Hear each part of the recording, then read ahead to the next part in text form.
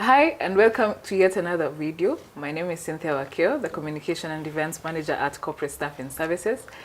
And I don't know about you, but I have been in a panel interview and it was the longest day of my life. To cut the long story short, that's why I'm here to discuss the topic on how you can handle a panel interview.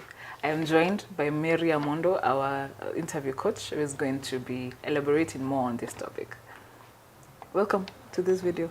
Thank you, Cynthia. I like the way you're saying it was the longest day of your life. It was. I didn't expect to meet so many people interviewing one person, and I just gave up. I think that's why I'm here now, so that we can help other people to get their next jobs, hopefully. I know. Yeah. Panel interviews can be nerve-wracking sometimes, especially if the candidate had not done a lot of preparation, meaning they didn't expect the kind of how the interview is going to be. So I like the topic. So in short, I did not prepare. I used to did not prepare because I think I did. But anyway, so how do you best prepare for one? Interesting. So from the time you get a confirmation, or rather an invite for an interview, it is one of the best practices is to get to find out. Nothing prevents you as a candidate to find out how is the interview structured. Yeah. Is it, how many people am I most likely to meet in the panel? If it is more than one person, how is their profile looking like? That will help you when you're doing your preparation, industry research, and also it will come in handy even in terms of preparing the right kind of questions for the panel. Because if the panel is made up of people from different departments, maybe you are interviewing for a business development role, so chances are high the business development manager could be in the panel, maybe we would have an HR, we would have a communications and events manager perhaps. Getting to know the profile of the kind of the people who will be in the panel is already a plus for you at the preparation stage. Another thing that a candidate can do when preparing for a panel interview is to be emotionally prepared. What do I mean by being emotionally prepared? You are going to meet an audience of more than one person. Sometimes it can be so nerve-wracking. Maybe you are not used to speaking to a bigger audience. You are more comfortable with one-on-one conversations. How about now you have more than two eyes looking at you for 30 minutes? How are you going to handle it? So you have to be emotionally prepared for that.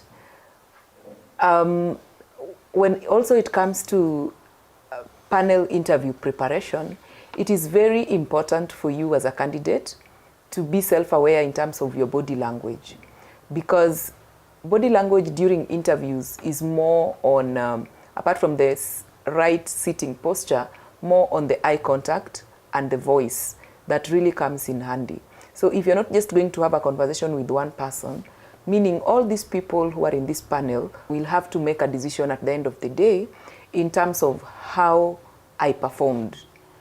And what makes them to be part and parcel of my conversation throughout the interview session is my ability to maintain eye contact with all of them, and also to ensure that I am audible enough whenever I am speaking so that they can hear my articulation clearly, so that they don't also keep distracting me whenever I am giving my responses to the interview questions.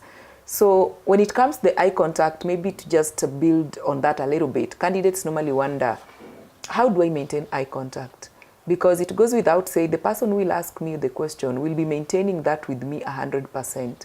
They are more keen on what the approach I am giving to their question.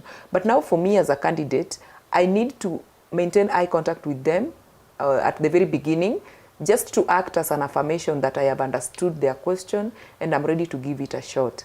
But then again, I need to move my eyes across the room so that every other person in that room is not distracted, especially when I am the one giving the responses.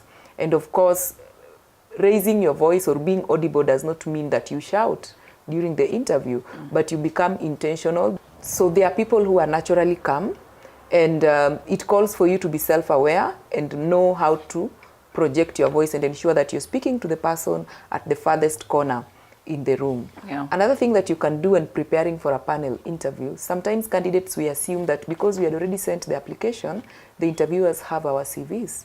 It is a good practice for you as a candidate to carry copies of your CV. And that is why I said it is important to know how many people are in the panel, so that you ensure you have at least a copy for each.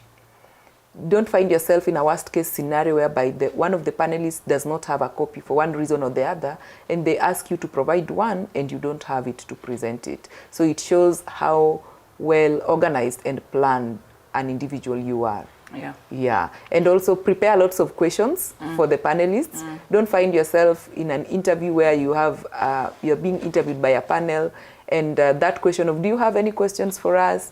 And you are not prepared a question.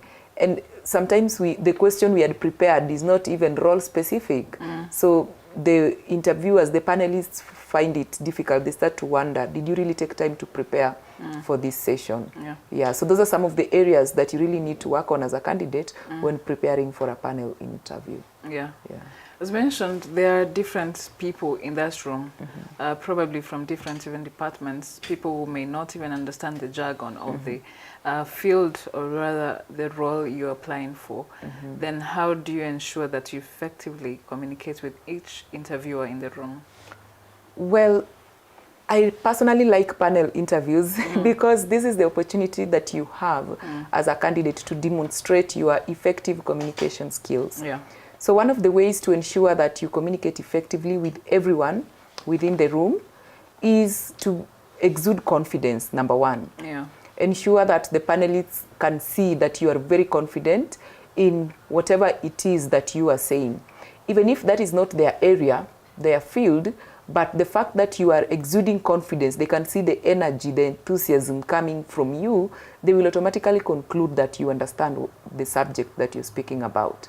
And then another thing that you can do to communicate effectively with everyone in the panel is to be intentional in terms of reading the emotions of the interviewers or the panel and show empathy. Show that you are concerned, you care about that position and what it takes to excel in the role. So empathy comes a lot in handy during panel interviews for you to be able to be seen as an effective communicator. And over and above you being able to show that you are actively listening, there's a way you can be sitting, the sitting posture, and it should be accompanied by things like you're nodding your head, to show that you are actively listening, you are giving everyone attention. Of course, we still come back to eye contact, especially when you are responding. Ensure that everybody is on board to your conversation, and that will affirm to the panel that this is the right candidate that we are looking for. Yeah. I feel like the stakes are very high for such an interview setting. So I think those tips are really come in handy. So as we wrap up, do you have any additional tips in regards to the topic we're talking about? Well, just the way you've said, stakes are more high for panel interviews because one thing with panel interviews, again, it helps the organization to work on time, to cut on time. What I'm trying to say with the time is that they don't want to take so much time on the interview process. Yeah. So that is why they feel they need to have all the decision makers on board during the interview, so that they are able to make their decisions in terms of the right candidate that is fit for the position. So the final tip I can speak about when you're preparing for a panel interview is to always remember to show respect to everyone in that interview room, because as much as we encourage you to get to know their profiles, chances are high maybe there is one or two people in there that you had not known, you are not aware they'll be part of the panelists.